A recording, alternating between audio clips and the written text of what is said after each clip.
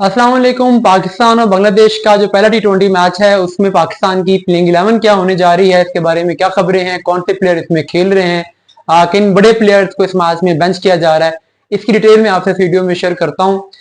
अभी तक खबरें यही हैं कि पाकिस्तान इस मैच में फखर जमान और शाहिद फरहान से ओपनिंग करवाएगा। साइम अयूब मोस्ट प्रोबेबली इस मैच में रेस्ट करेंगे, बाहर बैठेंगे।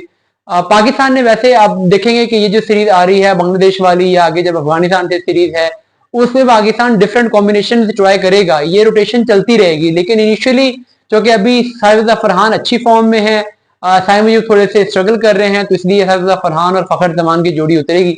साइम को फ्यूचर में जाके कुछ मैचेस में चांस मिल सकता है। नंबर 3 पे सलमान अली आगा होंगे और सलमान अली आगा ने न्यूजीलैंड सीरीज में भी नंबर 3 पर ही खेला था। ये उनका टी20 में फेवरेट नंबर है, तो वो इस पे खेलना चाहेंगे।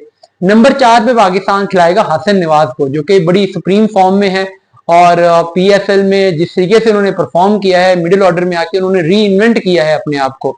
ओपनिंग स्लॉट में हमने देखा था कि थोड़े से टेक्निकल प्रॉब्लम से कुछ गेंद की स्विंग को खेलने में मसला हो रहा था, गेंद की लाइन में नहीं आ पा रहे थे, लेकिन खैर वो न्यूजीलैंड की विकेट थी, वहां पर ऐसा होता है। वहां पे तो जो एक्सपीरियंस प्लेयर दूसरा तीसरा टूर कर रहे होते हैं उनका के साथ तो ये मसला हो रहा था कि बाउंस अंडरस्टैंड नहीं कर पा रहा है, गेंद की सीम को अंडरस्टैंड नहीं कर पा रहा है। तो हसन नवाज का तो फिर पहला टूर था, लेकिन इस लड़के ने जो स्पिनर के अगेंस्ट अपनी गेम दिखाई है उसने खासकर मुझे बड़ा इंप्रेस किया है। और जो उसकी हार्ड हिटिंग है, जैसे उसने सिक्सेस हिट किए हैं अभी हसन नवाज ने और नईम ने मिला के 50+ सिक्सेस हिट किए हैं पीएसएल में, जस्ट इन 2 प्लेयर ने। तो ये एक अच्छी खबर भी है कि नए एरा की पाकिस्तान क्रिकेट में, जहां पे पाकिस्तान के नए प्लेयर आके स्ट्राइकर का रोल प्ले कर रहे हैं। नंबर 5 पे मोहम्मद हारिस होंगे, कीपर बैट्समैन। हालांकि शाहिद फरहान भी कीपर बैट्समैन है।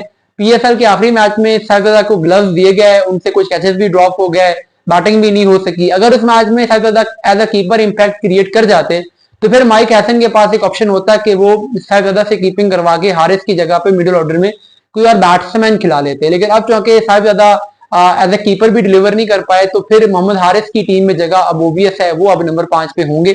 एज अ फिनिशर भी वो खेलेंगे।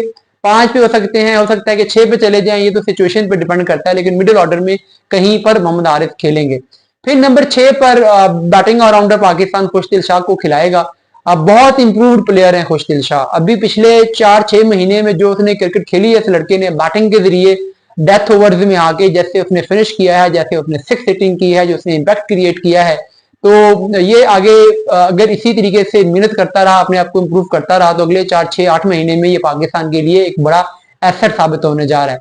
7वां प्लेयर इसमें शादाब खान होगा, वाइस कैप्टन है। अब शादाब खान ने पीएसएल में परफॉर्म किया है, लोग कहते हैं क्या परफॉर्म किया है यार, आप जाके पीएसएल के जो 5 मोस्ट इंपैक्टफुल प्लेयर हैं उनकी लिस्ट निकाल लें, उसमें आपको शादाब नजर आते हैं। और ये मैं बात नहीं कर रहा, ईएसपीएन क्रिकेट इन्फो ने जो इंपैक्टफुल प्लेयर लिए हैं, जिसमें वो स्ट्राइक रेट को, इकोनॉमी रेट को, एवरेज को, सब चीजों को कंसीडर करके ओवरऑल इंपैक्ट कैलकुलेट करते हैं, उसमें वो टॉप 5 में है।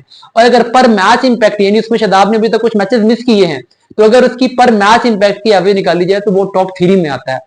तो अभी तक आप कह रहे हो कि इसने क्या परफॉर्म किया है, तो ऐसा नहीं है, पीएसएल में शादाब ने परफॉर्म किया है। अब वो वाइस कैप्टन भी है, वो खेलेगा। बैटिंग ऑर्डर में हो सकता है कि उसको हारिस से भी ऊपर बैटिंग करवा दी जाए, किसी सिचुएशन में हो सकता है कि वो नंबर 7 पर भी चला जाए, लेकिन बहरहाल वो एक ऑलराउंडर होगा। फिर पाकिस्तान एक स्पिनर खिलाएगा जो कि इब्रार अहमद होंगे। अब इस तरीके से कुल मिला के पाकिस्तान के पास 3 स्पिन ऑप्शन आ जाते हैं, इब्रार का, शादाब का और खुशदिल शाह का। फिर पाकिस्तान के पास जो बाकी 3 पेसर्स होने हैं, उनमें पाकिस्तान अब एक pace bowling allrounder Faheem Ashraf को खिलाने जा रहा है, क्योंकि फहीम अशरफ के आने से ये होगा कि बैटिंग में नंबर 8 पे आपके पास बैट्समैन आते हैं। अगर आप फहीम अशरफ को नहीं खिलाते तो फिर आपकी टेल बहुत लंबी हो जाती है। तो फहीम अशरफ से बैटिंग में थोड़ा सा बैलेंस आता है, बॉलिंग भी वो अच्छी कर रहे हैं और बैटिंग में भी वो नीचे आके अब बड़ी अच्छा इंपैक्ट क्रिएट कर रहे हैं। हमने देखा पीएसएल में, फाइनल में भी हमने देखा जैसे उन्होंने लास्ट ओवर में बैटिंग की। और न्यूजीलैंड में जब लास्ट टाइम वो गए तो वहां पर भी उन्होंने एक 50 स्कोर की थी। तो ऐसा नहीं है कि सिर्फ पीएसएल में स्कोर कर रहे हैं, न्यूजीलैंड में भी पाकिस्तान के लिए वो स्कोर करके आए हैं। और उसके बाद पाकिस्तान ने खिलाने हैं 2 पेसर्स, एक हसन अली होंगे। हसन अली की बड़े अरसे के बाद वापसी होगी, बड़ी मेहनत की है हसन अली ने, अब वो डिजर्व करते थे। आल्दो के एक ये ख्याल था कि आप इस सीरीज में नए प्लेयर्स को भी चांस दे सकते थे, हसन अली तो सीनियर प्लेयर है, आप कभी बाद में जब जो तो ला सकते थे, लेकिन बहरहाल हसन अली मेरिट की बेस पर ही आए हैं। आपकी सिलेक्शन अप्रोच डिफरेंट हो सकती है, लेकिन आप ये नहीं कह सकते कि हसन अली ने परफॉर्म नहीं किया। और उनके साथ दूसरे पेसर कौन होंगे, अब यहाँ पर है हारिस रऊफ हो सकते हैं, नसीम शाह हो सकते हैं। यहाँ पर पाकिस्तान के पास काफी सारे ऑप्शन खुले हैं। दूसरा पेसर पाकिस्तान किसको खिलाता है ये देखना होगा।